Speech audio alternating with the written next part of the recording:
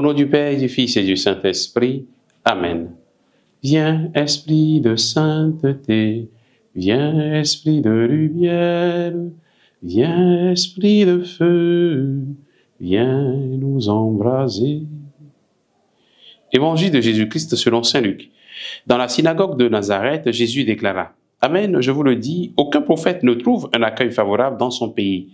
En vérité, je vous le dis, au temps du prophète Élie, lorsque pendant 3 ans et demi, le ciel retint la pluie et qu'une grande famine se produisit sur toute la terre, il y avait beaucoup de veuves en Israël. Pourtant, Élie ne fut envoyé vers aucune d'entre elles, mais bien dans la ville de Sarepta, au pays de Sidon, chez une veuve étrangère. Au temps du prophète Élisée, il y avait beaucoup de lépreux en Israël, et aucun d'eux n'a été purifié, mais bien Naaman le Syrien. À ces mots, dans la synagogue, tous devinrent furieux. Ils se levèrent, poussèrent Jésus hors de la ville et le menèrent jusqu'à un escarpement de la colline où leur ville est construite, pour le précipiter en bas. Mais lui, passant au milieu d'eux, allait son chemin. Acclamons la parole de Dieu. Louange à toi, Seigneur Jésus. Bien-aimés de Dieu, frères et sœurs en Christ, nous sommes aujourd'hui le lundi 9 mars et nous sommes dans la 3e semaine de ce temps favorable, ce temps de carême. Nous sommes dans la marche avec le Seigneur Jésus.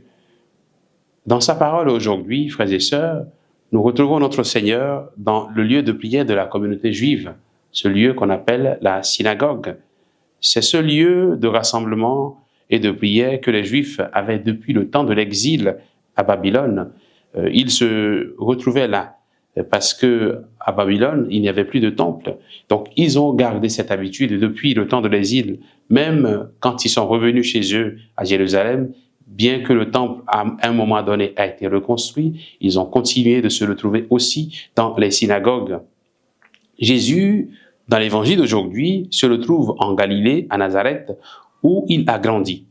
C'est dans ce lieu de prière, cette synagogue donc, qu'il révèle l'attitude hostile de ceux qui l'écoutaient. Nous ne sommes pas dans un temple païen, mais bien dans un lieu de rassemblement et de prière pour les croyants, pour les Juifs en l'occurrence. Cela arrive aussi souvent de nous retrouver dans l'attitude de ceux qui étaient dans la synagogue. Nos lieux de rencontre et de prière deviennent parfois des lieux où la parole de Dieu est mise au second plan. Parfois, l'opposition à la parole de Dieu est sournoise et dissimulée, alors que dans d'autres cas, on fait vite bien de limiter l'impact de la parole de Dieu sur nous.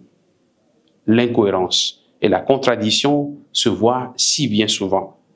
Le lieu où la parole devrait être accueillie et annoncée devient parfois le lieu où l'on s'oppose ouvertement aux responsables qui osent s'attaquer à certaines habitudes contraires à l'Évangile. Malheureusement, ces genres de situations arrivent, surtout dans un monde où tout le monde prétend détenir la vérité. Tout le monde prétend dire ce qui lui plaît. On se retrouve en train de rejeter les prophètes que Dieu nous envoie. Combien de fois certains fidèles chrétiens ne s'organisent-ils pas pour critiquer, pour nuire à leurs prêtres? Faisons donc attention pour ne pas nous retrouver dans la situation de ceux qui persécutent nos prêtres ou tout autre frère ou sœur qui nous dit la vérité, qui devient ainsi prophète pour nous. Le deuxième enseignement, frères et sœurs, c'est l'attitude de Jésus face aux paroles et menaces de la foule. Il a montré une quiétude et une maîtrise de soi exemplaires. Passant au milieu d'eux, nous dit l'Évangile, il allait son chemin. Face à l'adversité, il est important de se concentrer sur l'essentiel et de ne pas vouloir répondre au mal par le mal qu'on nous fait. Comment réagis-tu face aux critiques et aux calomnies? Que fais-tu quand tu te rends compte que tu n'es pas compris? Comment réagis-tu quand on s'en prend à toi et qu'on voudrait porter atteinte à ta vie? Jésus n'est pas resté dans la menace. Il a quitté cette menace sans faire de bruit. Apprenons donc cette sérénité qui doit caractériser tout chrétien. Que le Seigneur nous bénisse en ce jour, au nom du Père et du Fils et du Saint-Esprit. Amen.